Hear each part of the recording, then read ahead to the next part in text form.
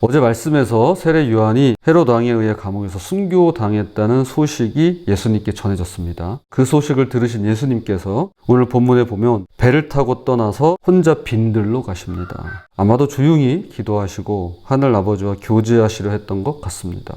사실 누군들 안 그러겠습니까? 예수님하고 세례 요한은요, 사촌지간이에요.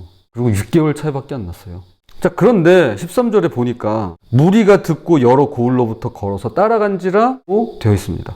예수님께서 홀로 계시려 했지만 사람들이 놔두질 않았어요. 여러 마을에서 걸어서 따라온 것이었습니다. 자, 14절 예수께서 나오사 큰 무리를 보시고 불쌍히 여기사 그 중에 있는 병자를 고쳐주시니라. 자신을 찾아온 무리들을 주님이 외면하지 않으셨습니다. 긍휼히 여기셨습니다. 그리고 하루 종일 병든 자들을 고쳐주시고 말씀을 가르쳐 주십니다.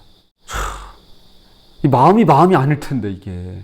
그러다 보니 어느덧 해가 지고 저녁 때가 되었습니다. 바로 그때 제자들이 예상치 못한 난감한 상황에 직면하게 되는데요. 두 가지로 살펴보겠습니다. 첫째, 농담 같은 주님의 명령입니다. 15절 저녁이 되매 제자들이 나와 이르되 이곳은 빈들이요 때도 이미 저물었으니 무리를 보내어 마을에 들어가 먹을 것을 사 먹게 하소서. 제자들의 판단은 매우 현실적이고 합리적이었습니다. 첫째, 여기는 빈들입니다. 음식을 구할 만한 곳이 없어요. 둘째, 해가 이미 저물었습니다. 시간이 늦었어요. 셋째, 무리가 너무 많습니다. 여자와 어린이 외에 남자만 5천 명이니까 적어도 1만 명은 넘었을 것입니다. 그러니까 제자들이 예수님께 건의합니다. 주님, 이제 사람들을 마을로 보내서 각자 알아서 사 먹게 하시는 게 어떨까요? 라고 말이죠. 그런데 예수님께서 뭐라고 하시나요? 16절 예수께서 이르시되 갈 것 없다. 너희가 먹을 것을 주라. 네? 갈 것 없다는 그렇다 쳐요. 그렇다 치자고요. 그런데 우리더러 먹을 걸 주라니요? 제자들이 얼마나 당황했을까요? 황당무계하죠. 무슨 농담을 그렇게 심하게 하실까? 속으로 그랬을 거 아닙니까? 그만한 돈도 없지만 그만한 식당도 없어요. 그만한 음식도 없습니다. 고작 있는 거로건 오병이어로 알려진 빵 5덩이와 물고기 2마리뿐입니다. 만약에 제가 그 자리에 같이 있었다면 예수님께서 워낙 위트도 있으시고 재미진 분이시니까 무조건 농담이라고 생각했을 겁니다. 헛웃음 쳤겠죠. 스승이니까 선생님이니까 겉으로는 못해도 속으로는 그랬을 거 아니에요. 그런데 또 곰곰이 생각해 보면요, 이런 일이 오늘날 우리 자신에게도 일어날 때가 있다는 겁니다. 보세요. 가령 교회에서 당신이 이 일을 맡아주세요 라고 할 때가 있어요. 그 일을 좀 부탁드립니다. 그럴 수 있잖아요. 그러면 저요? 제가 그걸 어떻게 해요? 그럴 수 있단 말이죠. 있다. 왜 없을까? 맞아. 제가 제 아내한테 이제 이런 얘기를 하면 그걸 내가 어떻게 해? 이제 이렇게. 여러분, 그럴 때가 있습니다. 저도 그런 마음이 들 때가 있어요. 누군가 저한테 그런 걸 부탁할 때 제가요? 그걸 제가 어떻게 해요? 이제 이런 거죠. 가정에서 감당하기 힘든 일들이 닥칠 때, 직장에서 불가능해 보이는 목표가 주어질 때, 학생들도 마찬가지죠. 내가 이 일을 어떻게 해? 우리도 이 제자들처럼 내가 이걸 어떻게 해요? 라고 당황할 때가 있습니다. 그런데 주님이 이렇게 말씀하시는 것 같아요. 너희가 해라. 너희가 줘라. 밑도 끝도 없어요. 하여튼 주님 참 유머가 있고 위트가 있으시고. 자, 넘어가겠습니다. 두 번째, 주님 손에 들린 작은 것입니다. 제자들이 대답합니다. 17절 제자들이 이르되 여기 우리에게 있는 것은 떡 5개와 물고기 2마리 뿐이니이다. 그러자 예수님께서 말씀하시죠. 18절 그것을 내게 가져오라. 여기서 우리가 한 가지 놓치지 말아야 할 중요한 것이 있습니다.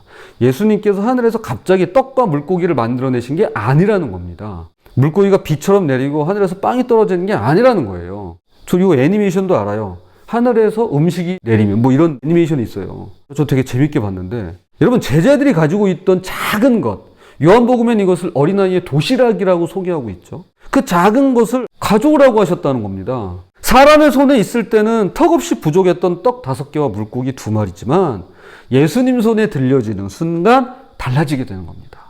우리 기도할 때 제가 가끔 기도할 때 주님 손에 올려드립니다. 고기도예요. 고기도. 딱 고기도. 19절 무리를 명하여 잔디 위에 앉히시고 떡 5개와 물고기 2마리를 가지사 하늘을 우러러 축사하시고 떡을 떼어 제자들에게 주시매 제자들이 무리에게 주니. 예수님께서 순서대로 하셨는데요. 첫째, 무리를 잔디 위에 앉히셨습니다. 질서를 만드신 거죠. 둘째, 떡과 물고기를 가지셨습니다. 셋째, 하늘을 우러러 축사하셨고요. 넷째, 떡을 떼어서 제자들에게 먼저 주셨습니다. 그리고 마지막으로 제자들이 무리에게 나누어 줍니다. 그 결과가 어떤가요?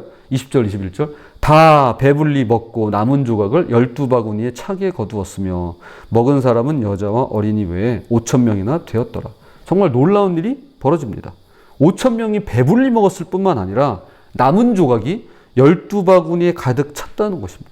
처음에 가져온 것보다 더 많이 남은 거죠. 여기서 우리가 깨달았으면 하는 내용이 있습니다. 하나님께서는 우리가 가진 작은 것들을 통해서 일하신다는 사실입니다. 내게 있는 작은 시간, 작은 재능, 작은 관심, 작은 물질이라도 그것을 주님께 가져다 드릴 때 놀라운 일이 일어나는 겁니다. 이걸 가져다 드리지 않으면 일이 일어나지 않아요. 근데 주님 손에 올려드릴 때 일어나는 겁니다. 생각해 보세요. 어린아이가 가져온 도시락 하나가 5천 명을 먹이는 기적의 도구가 되었습니다. 제자들은 분명히 그랬을 거예요. 이게 무슨 소용이 있냐라고 말이죠. 뭐 누군들 안 그랬겠습니까? 그러나 그것이 예수님 손에 들려지는 순간 모든 게 달라집니다. 오늘 우리가 가진 것이 비록 작아 보이고 부족해 보일지라도 그것을 주님께 드려본다면 기적이 시작될 것입니다. 고린도전서 1장 27절 28절 그러나 하나님께서 세상에 미련한 것들을 택하사 지혜 있는 자들을 부끄럽게 하려 하시고 세상에 약한 것들을 택하사 강한 것들을 부끄럽게 하려 하시며 하나님께서 세상에 천한 것들과 멸시받는 것들과 없는 것들을 택하사 있는 것들을 폐하려 하시나니 아무리 미련하고 약하고 천하고 멸시받고 없는 자들이라 할지라도 오늘 본문에서 빵 5개, 물고기 2마리처럼 아주 작고 사소한 없는 것과 다름없는 그런 것일지라도 일단 주님 손에 들여지기만 하면 역사가 시작되더라는 것입니다. 앞서 부른 찬송가 71장 죽기들이네. 사실은 저 나름대로 어떤 스토리가 있어요. 이 찬양이 제가 어린 시절 다녔던 교회에서 헌금바구니, 예전에는요 헌금바구니를 돌렸어요. 지금은 헌금통을 뒤에다 두기도 하고 저희도 이제 뭐 헌금바구니를 돌리는 일은 없지만 그럼 이제 헌금바구니를 돌릴 때 이 노래를 그렇게 불렀어요. 자 그럼 보세요. 그때마다 마음이 어려웠어요. 제가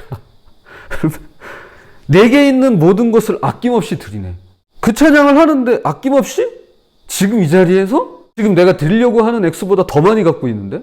이걸 드리라고 지금 찬양을 부르고 있는 거예요. 그러니 제 마음이 얼마나 어려웠겠습니까? 제 어린 마음에도 그런 생각을 했는데 어른들은 오죽했을까요? 그런데 이런 말을 저한테 아무도 해주진 않았어요. 근데 제가 깨달은 게 그거예요. 그건 하나의 과정이에요. 과정. 처음부터 전부를 다 드릴 수는 없어요. 처음부터 다 드릴 수 있는 사람이 있다면 좋겠죠.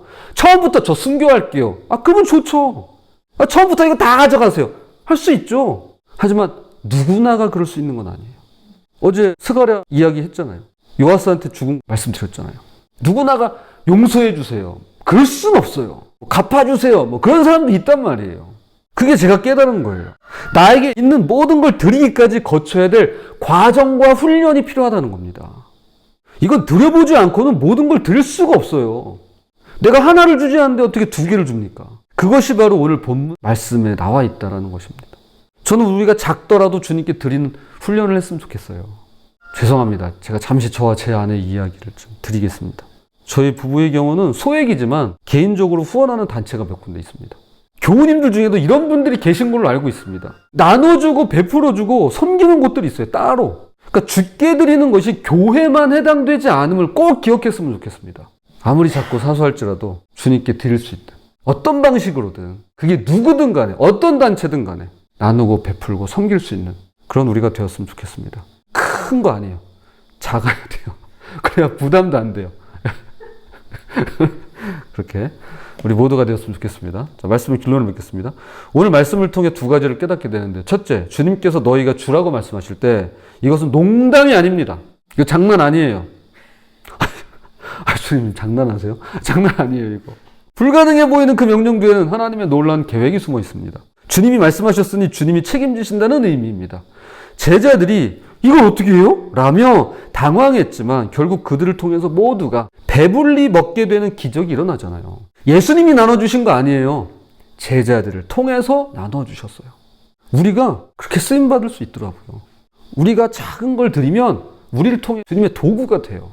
자, 둘째, 우리가 가진 작은 것을 포기하지 말라는 겁니다. 내가 가진 게 작아요? 그거 귀해요. 비록 오병이어 같은 작은 것이라고 해도 주님 손에 들려지기만 하면 5천 명을 먹이고도 남는 기적의 도구가 되더라는 것입니다.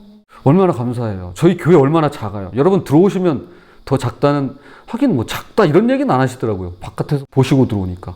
들어오시면 그냥 뭐 어유 좋다. 뭐 창이 이렇게 탁 트여 있으니까 어우 너무 좋다. 뭐 그런 얘기만 하시지. 근데 여러분 이런 작은 교회를 통해서도 주님의 일들이 일어나잖아요. 작은 저를 통해서도 주님의 일이 일어나잖아요. 그렇죠? 그렇죠. 제가 굳이 확인 안 해도 그렇잖아요. 교회 여러분, 오늘 하루 우리에게도 너희가 주라는 주님의 음성이 들릴 수 있습니다. 뭐 안 들릴 수도 있겠죠. 근데 들릴 수도 있어요. 가정에서, 교회에서, 직장에서 이웃에게 작은 섬김과 나눔을 실천하라는 주님의 음성이 귓가에 맴돌고 마음에서 들릴 수 있습니다. 그 마음이 들 수 있어요. 그때 당황하지 마시고 그럴 수 있다고요. 이게 막 음성으로 너희가 줘라 그러지 않고 그냥 막 귓전에 맴도는 거죠. 그리고 마음속에서 그런 마음이 생기는 거예요. 자, 그럴 때 내가 가진 작은 것을 주님께 가져가 보시기 바랍니다. 큰 거 아니에요. 작은 거예요. 작은 것부터 시작하자고요. 커피 한 잔 또는 냉수 한 그릇이 될 수도 있는 거예요. 주님께서 그것을 받으시고 축복하시고 떼어서 나누어 주실 때 놀라운 하나님의 역사를 경험하는 기쁨을 누리게 될 것입니다. 부디 작은 것부터 주님께 가지고 나가서 주님 손에 맡겨드리며 기적의 도구로 쓰임받으시는 저와 여러분이 되시기를 주님의 이름으로 부탁을 드립니다.